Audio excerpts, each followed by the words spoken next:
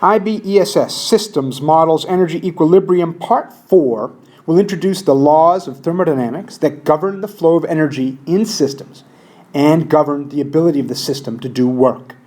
This entire unit is only an introduction to ideas and concepts. Everything I present here will be strengthened throughout the course. The significant idea is the laws of thermodynamics govern the flow of energy in a system and the ability to do work.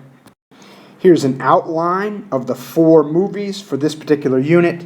This movie is focused right here. Here are the first 3 IB syllabus statements of the movie. Define the first law of thermodynamics. Define the second law of thermodynamics. Use the term entropy in your response. Define the term entropy. Before getting to the laws of energy flow, let's take a look at the arrival of solar radiation. Solar radiation, known as insolation, enters the Earth's atmosphere. Some of the energy is reflected back to space.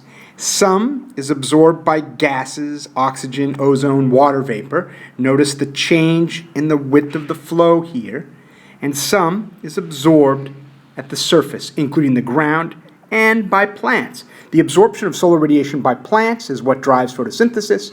In turn, the energy is transformed into heat, which re-radiates out of the system. The first law of thermodynamics is the law of energy conservation. Equal in, equal out. The energy that enters the Earth's approximately closed system is equal to the energy that leaves the Earth's system. Energy is not created or destroyed in an isolated system. It can only be transformed. In photosynthesis, the energy absorbed by the plant is equal to the energy found in the molecule of glucose that's formed by photosynthesis.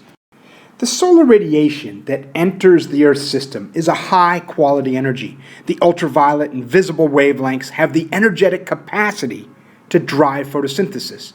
But the energy is transformed to a lower quality energy and leaves the Earth system as a transfer of heat.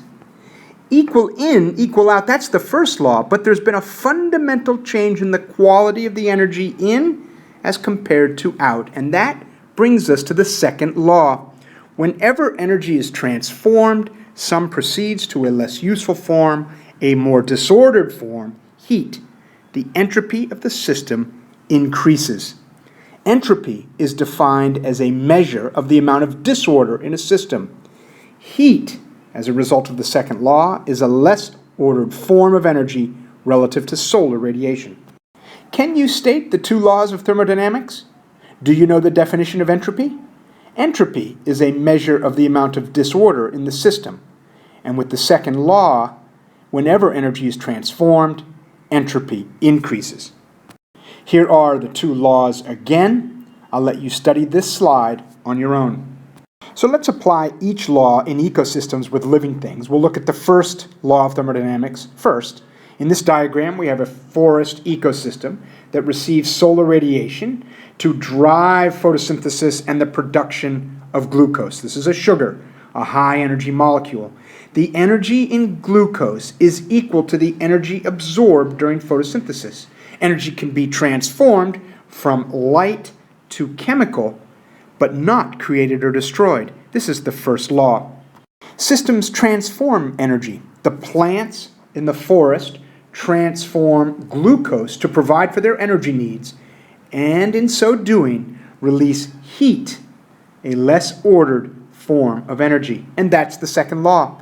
The entropy of a system increases over time. Whenever energy is transformed, some proceeds to a less usable form, a less ordered form, heat. An increase in entropy arising from the energy transformations reduces the energy that's available to do work. In this model of a plant system, the green rectangle, we can see solar radiation arriving as a high-quality energy, some of which is immediately reflected, not absorbed. Solar energy is absorbed through photosynthesis and transformed into glucose. The energy in glucose through photosynthesis following the absorption of solar energy demonstrates the first law. Energy can be transformed but not created. In turn, the plant system will use the glucose to do work, respiration.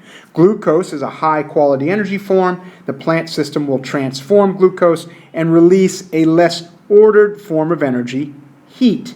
The entropy of the system will increase as heat, a less ordered form of energy, is unavailable to do work and leaves the system.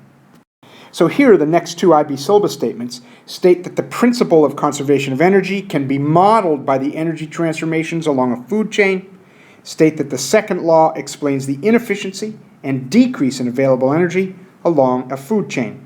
Remember that this diagram models the Earth as an approximately closed system. Energy in equals energy out despite being transformed. That's the first law of thermodynamics, conservation of energy. High quality energy passes into the system, is moved through the food chains of the system, and passes out of the system a less ordered form, heat.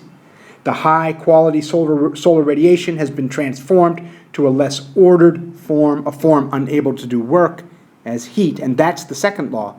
Entropy increases. The first law of thermodynamics can be modeled within a food chain, as the energy taken in when animals feed would be equal to the sum of the newly found body mass and the heat energy they've released as they live their lives. Remember, energy is not created or destroyed, it just changes form. And in order to do the work necessary of life, like running, high-quality food energy, glucose, is transformed to a less ordered form, heat. Entropy increases.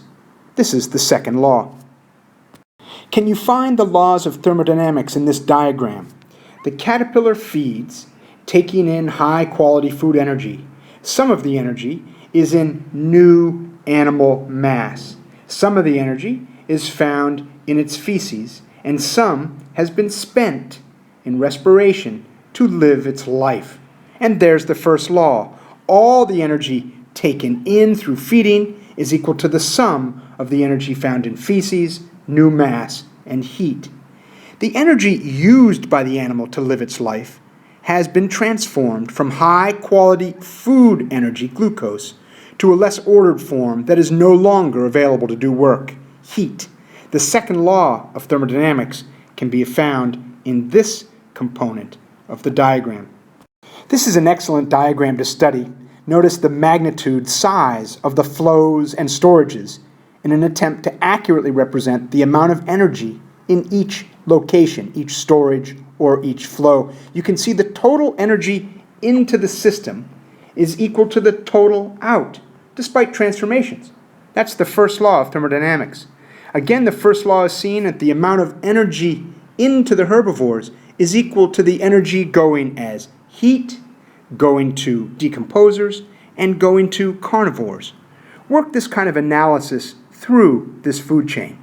The second law is seen in the transformation of energy from a high-quality input of solar radiation to a low-quality, less ordered form, heat. The entropy of the system increases as heat is less able to do work in the system and leaves the system. As energy passes through a food chain, it is consistently being transformed to heat. This is the second law. Thus, there is less and less and less energy available to the next level up, and next level up, and next level up, resulting in very little energy available at the top.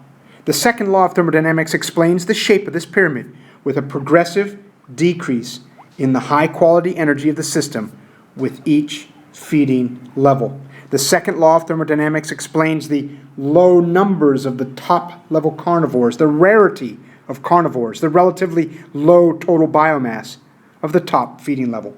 In this last diagram of this movie, you can see solar radiation arriving at the surface of a leaf. Some of the radiation is immediately reflected, with some radiation evaporating water.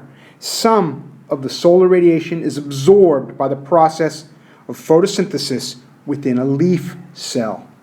Photosynthesis transforms the high-quality solar radiation into glucose, as seen here, gross primary production. If you analyze the magnitude, the widths of the flow arrows, they should sum because energy is not created or destroyed. Energy is transformed, but it is conserved. The plant transforms some of its glucose for its own energy needs, releasing low-quality, less ordered form of energy, heat, seen here. The second law of thermodynamics. Whenever energy is transformed, entropy increases. And that brings us to the end of IBESS Systems, Models, Energy, and Equilibrium, Part 4.